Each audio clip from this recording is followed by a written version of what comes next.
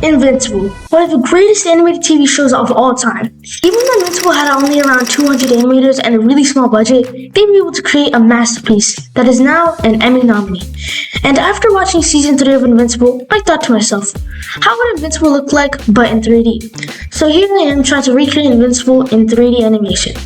I also gave myself the rest of this month to finish this animation. Yeah, this wasn't a good idea.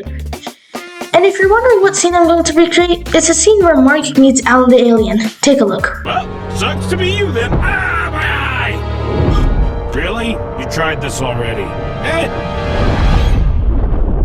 So here's the plan. I'm going to be recreating this scene in Blender, and I'm going to try to replicate the scenes as closely as possible with the current skills and equipment I have. But anyways, let's start. On the first day, it started off pretty simple. I needed a model, but I didn't know how to model, so I decided to get the Fortnite Invincible and Alan the Alien models from Sketchfab, and then I rigged them up. And I think I chose the right option because here's what it would have looked like if I modeled it myself. Yeah, I spent a long time trying to figure out how to make eye sockets, but they really just look like a ditch.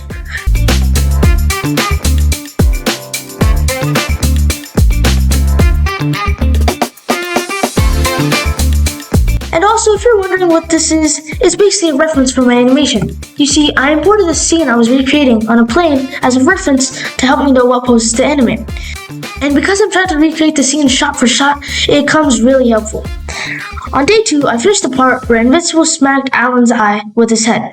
On day 3 and 4, I animated the part where Invincible carries Alan through space. I also got a moon model as it's shown in this part of the scene in the corner. Also, if you haven't noticed already, some of the poses look kind of weird when you're not viewing them from the camera view, but when you are, they look perfectly fine. Some big animators actually do this sometimes. They might take some things that are off camera and make them look a little weird to make the things in the camera look better.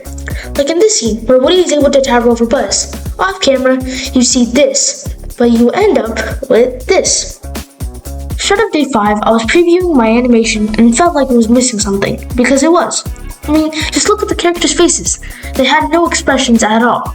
You couldn't tell if they were angry, scared, confused, nothing. So I learned how to use shape keys. It lets you edit parts of the model, like the eyebrows or mouth, and then animate between different expressions. That instantly made the characters way more alive. On day 6, so I had a lot of stuff to do. I was taking a math honors course thing, and on top of that, I was just going to random places for the summer. But I came back with a bunch more stuff to do. So on day 16, I started working again. It was now time where I had to animate the part where Alan is about to get smashed into the moon. I also had to use the shape keys a lot in the scene for Alan's face. Next came the hard part, the explosion VFX. In this part of the scene, there was a lot going on with a bunch of moving parts. On day 17, I started making this little energy trail thing shown in the next part of the scene. I made this by using a cylinder and stretched it out a little and put a bunch of loop cuts on it. And then I started playing around with it till I got the right shape. Next was where I applied a bluish material to the trail and did some shading and gave it a mission shader to give it a glowing effect. I ended up using this shading setup a lot for other stuff like this little energy orb thing. I made the little energy orb thing using shape keys and I animated it to make it look like the original scene. On day 18, I made this little shockwave thing, I guess, I don't know. And I made this by getting a curve, extruding a little, and using the same shading setup as the previous ones. And then I animated its location. Lastly, I had to make the explosion. Obviously, I was already gassed, so I got the smoke explosion from a website called Jungle Effects. I rendered it with a transparent background in a different project. Then I rendered the Invincible animation.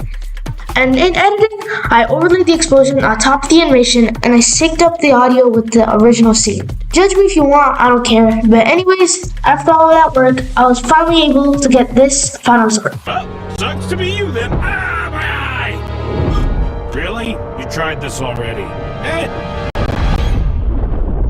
Here's a side-by-side. Well, sucks to be you then. Ah, my eye! Really? You tried this already?